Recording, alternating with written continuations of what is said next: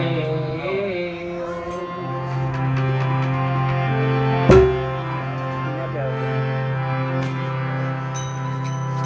चेतनं शान्तं योमादितं निरञ्जनं नादबिन्दुकलातीतं तस्मै श्रीगुरुवे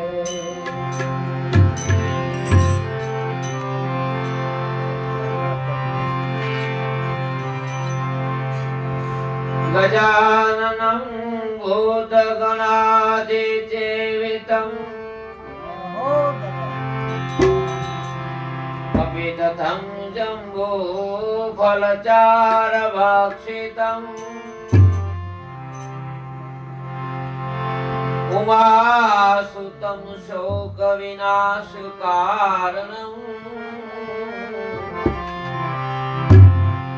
नमामि विघ्नेश्वर पादकम्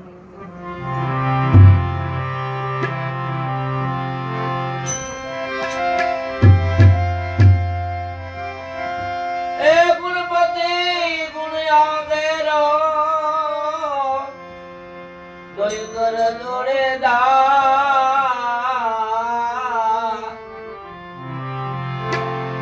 प्रथम बेला प्रभु तमने समरता विघ्न आवे प्रथम बेला प्रभु तमने समरता विघ्न आवे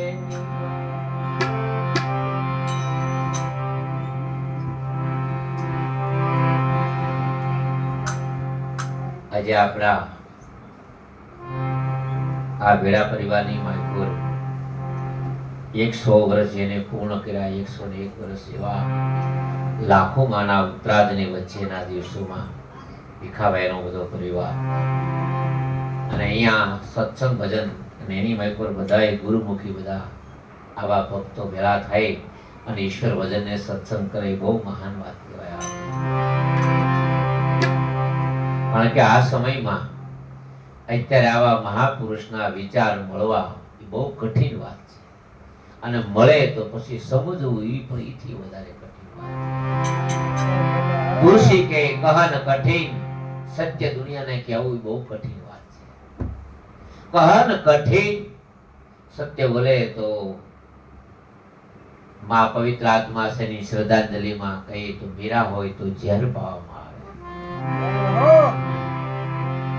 सत्य बात करे तो नरसिंह मेहता ने बंदी खाना में पूरवामां आवे सत्य नी बात जो करे तो सुधनवा ने ताता तेल में नाखवामां आवे सत्य नी बात करे तो मूलदास ने मार मारवामां आवे सत्य बोले तो दयानंद सरस्वती ने जहर आपवामां आवे અને સત્યની વાત કરે તો ગાંધીને ગોળીબાર કરવામાં આવે કહન કઠિન સુનન કઠિન અને રહન કઠિન અતિતા તુલસી કે એક તો સાચું કહેવું ને આ દુનિયામાં બહુ કઠિન વાત છે જ્યાં પરમાત્મા છે ત્યાં તમે આગળ વાત કરો તો દુનિયા કોઈ ઊભી મળે નથી ત્યાંની વાત કરો તો જે ગીતાની જે વાત છે જે ભાગવતની જે વાત છે ગીતામાં 700 શ્લોકની માયકોર તમે નિરાતે અંતર રાખી એક એક અધ્યાયનો પાઠ કરતા કરતા કરતા નિષાદથી લઈ અને નષ્ટો મોહા સમૃદ્ધિ લબ્ધવા પહેલા શ્લોકમાં ધર્મક્ષેત્રે કુરુક્ષેત્રે મામિકા ચ પાંડવા ન્યાથી લઈ અને સમૃદ્ધિ લબ્ધવાનો છેલ્લો 7મો શ્લોક છે 700મો ત્યાં સુધીમાં ગીતાના 18 અધ્યાયની માયકોર એક આત્મ તત્વ સિવાય બીજી કોઈ વાત નથી ગીતામાં કોઈ તીર્થોની વાત નથી ગીતામાં કોઈ યાત્રાની વાત નથી કોઈ ગીતામાં ઉપવાસની વાત નથી ગીતામાં કોઈ માળાની વાત નથી ગીતામાં કોઈ કંઠીની વાત નથી ગીતામાં કોઈ ચંદન કંકુ ચોખાની વાત નથી ગીતાની માં કોઈ સાધુ સંસારીની વાત નથી કે સાધુ થાવ અને હા ના પાડી ભગવાને અર્જુન કે હું સાધુ થઈ જાય કે સાધુ થઈને કર્યું અરે ભજન તો કરવાનો નથી તો સાધુ થઈને ફાયદો છે તો અહીંયા રોવે છો. ગીતાના 700 શ્લોકની માલકુર એક જ તત્વની વાત છે. તે તત્વ છે આત્મ તત્વ, અને એ જ આત્મ તત્વ છે એ નિજ સ્વરૂપ છે, એ પોતાનું સ્વ સ્વરૂપ છે. આપણા 4 વેદ છે, અજુર્વેદ, ઋગ્વેદ, સામવેદ. 4 વેદના 4 મહાવાક્યો છે. જો કે આપણે કહેવાય બધા વેદ ધર્મ વાળા, પણ 1000 માણસો મળે ત્યારે એક વ્યક્તિ માંગે 1000 માંથી એક વ્યક્તિ વેદનું દર્શન કર્યું હોય, અને વેદને જેના દર્શન કર્યા હોય એવા 1 લાખ માણસ મળે ત્યારે એક અધ્યયન કર્યું હોય, અને એવા લાખો માંથી એક મળે ત્યારે વેદની વાત સમજાય. આપણા ભગવાન તો વેદને માન્ય. આમાં બેઠા એમાં કેટલાય વેદ જોયેલા છે. 4 વેદમાંથી એક વેદ જોયો? આવી વાત મુસલમાનો નો પૂછાય. કુરાન જોયું જ હોય. અહુદીને નો પૂછાય બાઇબલ તમે જોયું જ હોય. બરોબર છે ને? શીખને નો વાત કરાય કે ભાઈ તમે ગુરુ ગ્રંથ જોયો, એનો જોયેલો તો એ કાયમી પાઠ કરે. આપણી જ એક સનાતન સંસ્કૃતિ એવી છે કે જેના નામ માથે બેઠા એની ખબર નથી. જેમ અહીંયા બેઠો એને ખબર ન હોય કે મકાન કોણ છે. જે ધર્મનું આપણે નામ આપી સનાતન ધર્મ. આપણે આગળ ભજનની શરૂઆત કરીને ભાઈ રવજીભાઈ બોલાવી છે, પણ તમે પૂછ્યો તો ખરા કોઈને કે ભાઈ સનાતન એટલે ધર્મ એટલે હું કહેતો હોય નથી ખબર.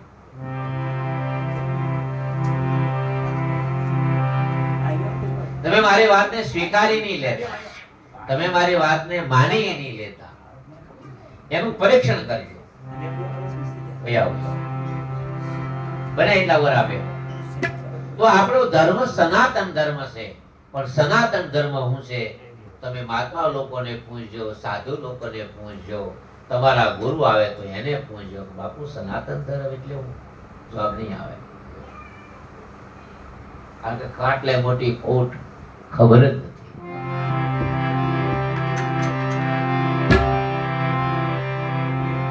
એ સનાતન ધર્મ વેદ 4 વેદમાં, અજુર્વેદમાં કે અહમ બ્રહ્મ અસ્મિ, તે ધર્મ સનાતન છે. હું અજુર્વેદ કહે છે કે તું પરમાત્મા બે નથી. સામવેદ એમ કહે છે તત્વમસી. સામવેદ કહે છે જેને તું ઈશ્વર કહેશો, પરમાત્મા કહેશો, હરિ કહેશો, નારાયણ કહેશો, તે પરમ તત્વ તું છો. તત્વ ત અને અસી, તે બ્રહ્મ તું છો. અથર્વેદ એમ કહે છે કે ભગવાન છે તો ભગવાન કેવા છે કે પ્રજ્ઞા આનંદો બ્રહ્મ, સત ચિત અને આનંદ. ભગવાન એવા છે, સત્ય છે. કેવા છે? આ જગત નહોતું ત્યારે પણ પરમાત્મા હતા. આ જગત છે તોય પરમાત્મા છે. આ જગત નહીં હોય તોય પરમાત્મા રહેવાના. જેને શસ્ત્ર કાપી કે નહીં, જેને અસ્ત્ર કાપી કે નહીં, જેને અગ્નિ બાળી શકે નહીં, જેને વાયુ સૂકવી કે નહીં, જેને પવન સૂકવી કે નહીં, જેને અગ્નિ બાળી શકે નહીં, એવું જે અજર અમર અવિનાશી તત્વ છે, જે તત્વ છે ચેતન છે. સત પછી ચિત્ત એટલે ચેતન છે. અને કેવું છે? આનંદ સ્વરૂપ છે. તેને ભેગા કરો તો શું થાય? સત ચિત્ત આનંદ સચ્ચિદાનંદ. વેદમાં કોઈ રામકૃષ્ણનું, મહાદેવનું નામ નથી. વેદમાં એક જ ભગવાનનું નામ છે, સચ્ચિદાનંદ ભગવાન. અને એ તમારું સ્વરૂપ છે. ભગવાન વ્યાપક છે. અમારે ભાગવતમાં 7મા સ્કંદની માયપુર 2 અક્ષરની માયપુર આખું ભાગવત પૂરું થઈ જાય. એક બાજુ 18,000 મંત્રો ને એક બાજુ 2 અક્ષર. એક અક્ષરમાં હરણાકંસ એમ કહે છે પ્રહલાદને કે ભગવાન ક્યાં છે? એનો પ્રહલાદને આમે પ્રશ્ન છે. પ્રહલાદ એનો જવાબ આપે છે ભગવાન ક્યાં નથી. 2 પ્રકારના માણસ છે, એક હરણાકંસની લાઈનના અને એક પ્રહલાદની લાઈનના. પ્રહલાદના છે એને ભગવાન સિવાય કાંઈ દેખાતું નથી, અને હરણાકંસની લાઈનમાં બેઠે એને માયા સિવાય બીજું કાંઈ દેખાતું. હાવ ટૂંકો રસ્તો છે. એટલો બધો આ લોકોએ અઘરો કરી નાખ્યો. સરળ માર્ગ હતો, એને કઠિન કરી નાખ્યો. અને જો જેને જેને પ્રભુ પ્રાપ્તિ થઈ ત્યારે પાછા મને મહિનેથી મળજો તારે કહેજો. કોઈ વ્યક્તિને જેને પ્રભુ મળ્યા ને એને ઘેરે બેઠા મળ્યા, ક્યાંય એને ભગવાનને ગોતવા નથી જવું. મીરાને કઈ જવું નથી પડ્યું. એ તો ઝેરનો કટોરો હાથમાં આવે અને જ્યાં હાથમાં ઝેર પીવાનો સમયનો કાળ આવ્યો અને નારાયણની સમૃદ્ધિ આવી તો ભગવાન ઝેરના કટોરામાં પ્રગટ થઈ ગયા. નરસિંહ મહેતાને તો બંદીખાનામાં પૂર્યા, નાગરોની નાતે ભેળા થઈ અને ભગવાન બંદીખાનામાં પ્રગટ થઈ ગયા. દ્રૌપદીના તો વસ્ત્ર ખેંચાય છે, ભગવાન પ્રગટ થઈ ગયા. કાંઈ ધૂપ દીપ અગરબત્તી, કાંઈ ઢોલ નગારા કાંઈ ન વાગતા, કાંઈ ઝાલર નથી વાગતી. આ બધું વાગે તો આપણે ભગવાન પ્રગટ થતા.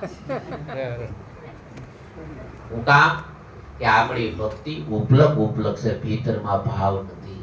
ભાવ વગરનું ભાવે નહીં. ભલી વસ્તુનો ભોગ, જ્યારે જ્યારે વનસ્પતિ પાકે ત્યારે પંખીની સાંસમાં આવે રોગ. પ્રેમ વિના પાવે નહીં, ભલે ઉંદર કરે હજાર, જોગી થઈ ભલે જંગલમાં વસે તોય મળે નહીં. એક ભજનમાં તો રવિ સાહેબે કીધું રે તમે સાધુ રે થયા તો એમાં હું થઈ ગયું. પ્યાલે પ્યાલે બીજું બહુ ફેર છે, નાથજીને સમર્યા વિના, પ્રભુને આરાધ્યા વિના પાર નહીં. દાસે જીવને તો જ્યાં સુધી કીધું જટા વધારી અને જંગલમાં વસે, અંગ લગાવે વિભૂતા, દમડી કારણી દેહ જલાવે, સાધુ નહીં પણ ઈ જગદૂતા. જાગ્રત નગરીમાં સૂર ન લૂટે, જખ મારે દા જગદૂતા. આ મહાપુરુષો જેટલા જેટલા થયા એમાં મીરાને ઝેર આ કટોરામાં લીધું અને ભગવાન પ્રગટ થઈ ગયા. એને ક્યાંય જાવું નથી પડ્યું, ભગવાન આવ્યા. નરસિંહ મહેતાને ક્યાંય જાવું નથી પડ્યું, ભગવાન આવ્યા છે. સગાલ છે ને ક્યાંય ભગવાન ગોતવા ને, ભગવાન સગાલ છે ને ગોતતા ગોતતા આવ્યા. એમ છે ને. તમે એક એવું મને દ્રષ્ટાંત આપજો બેહી ત્યાં સુધી મગર ભગવાનને ભગત ભગવાનને ગોતતો ગોતતો ગોતી લીધા. એક માં હોય અને એક ભેગો બાળક હોય 2 વર્ષનો, બગડાણાનો મેળો કરવા જાય. દેશી વાતમાં આપણે સમજીએ. અને માં દીકરો છે ને એ માને આંગળી પકડીને બગડાણાનો મેળો કરવા જાય અને માને હારીમાં જાય ને માં એને બગડાણા પોગાડ્યા પછી બગડાણાની માઈકોર તો રમકડા વેચાતા હોય, બધી નત નવી બધી રમતા હાલતી હોય, એમાં વાદી હોય, એમાં મદારી હોય, એની માઈકોર ચરખા હાલતા હોય, એની માઈકોર અનેક પ્રકારના પક્ષીઓ લાવેલા હોય, અનેક પ્રકારની માઈકો રમતી હાલતી હોય. એ બાળકને જોવાની બહુ મજા આવે. માની આંગળી છે એ બધું જોવામાં, નાટક જોવામાં, ખેલ જોવામાં, દુકાન જોવામાં, મીઠાઈ જોવામાં અને વિષય જોવામાં એમ ઓશિંતાની એવી ઘટના ઘટે કે એ બાળક છે ને માની આંગળી મૂકી દે. બાળક બોલવું પડે કે આવું કાલે જોયું નથી.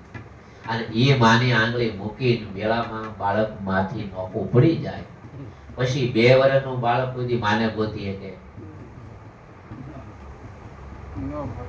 માં જ ગોતી શકે, કોઈ બાળક ન ગોતી શકે. એમ આપણે માના ઉદરની માયકોર જઠરા અગ્નિમાં જુગતે રાખ્યો 9 માસ, નિરાધાર સ્તુતિ કરી તે અલબેલાની બહાર કર્યો અવતાર. આપણે ઈશ્વરની જ આંગળી પકડીને આવ્યા હતા, પણ આયા માયાનો મેળો જોવાઈ ગયા ને. માન બાપા ભાઈ કાકા કાકી મામા હાળા હાળિયા રમકડા હાથમાં આવી ગયા.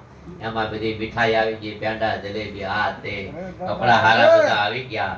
એ વેળાની માઈકોર હવે હું તમે ભૂલા પડી ગયા છે. હવે માં ગોતે તો થાય. હા, વેદ શાસ્ત્ર ઉપનિષદ એમ કે બાળકે ગોતી કે કેમ કે એનું બાળક જો પાછું રોવા મળે, થોડાક ટાઈમ કલાક મેળો હારો લાગે, 2 કલાક મેળો હારો લાગે, પણ જ્યારે પાછી ભૂખ લાગે, તરસ લાગે એટલે માની યાદ આવે છે. એમાં સુખ છે ને ત્યાં સુધી આ જગત સારું લાગે. વળી પાછું દુઃખ કે વિપત્તિ કાળ આવે એટલે ઈશ્વરની જ યાદ આવે. અને એ તમે તમારા ઘરે હારા પ્રસંગમાં કોઈ દી ભજન કર્યા, લાખો રૂપિયા વાપર્યા છે. વિડીયોમાં, કેસેટમાં, આમાં તેમાં, લાઇબ્રેરીમાં, અત્યારે મેં બ્યુટી પાર્લરમાં, ડીજે બીજે સુવિધામાં બીજા બધામાં પૈસા વાપર્યા છે. આજ દુઃખનો પ્રસંગ છે. ભલે 100 વર્ષ હે પણ માં છે. અને માનો પવિત્ર આત્મા, એની કરતા તમે પવિત્ર પરિવાર છો. ભાવત્રી કદાચ સંસ્કારી હોય પણ બાળકમાં સંસ્કાર નો તો ભજન સત્સંગ ન થાય.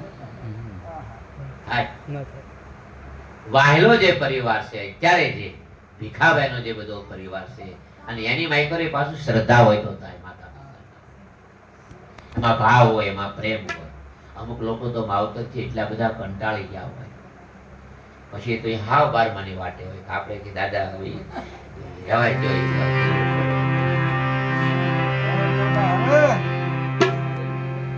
તો મારું કહેવાનો સૂર એવો હતો કે આપણે જઠરાગ્નિમાં માના ઉદરમાંથી જ્યારે અહીંયા આવ્યા ત્યારે ઈશ્વરના આશ્રય આપણે આવ્યા, પણ આ જગત રૂપી મેળો જોવાઈ ગયા અને એમાં આપણે ભૂલા પડી ગયા.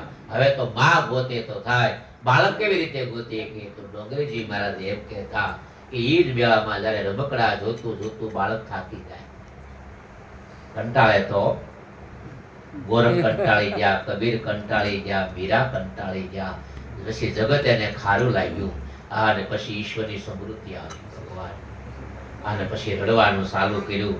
ભગવાનને ગોતવાનો એક જ ઉપાય છે, માં એટલે પરમાત્મા એટલે ભગવાન. જ્યારે મારી તમારી આંખમાં આંસુ હશે અને પ્રાણની માય પર મંત્ર હશે, પછી ભગવાનને વાર નહીં આવે. પ્રાર્થના એ જ સાંભળે છે. વેદ વ્યાસ કઠોપનિષદમાં કે પ્રશ્ન કર્યો એને સપ્ત ઋષિએ કે ભગવાન પ્રાર્થના ક્યારે સાંભળે?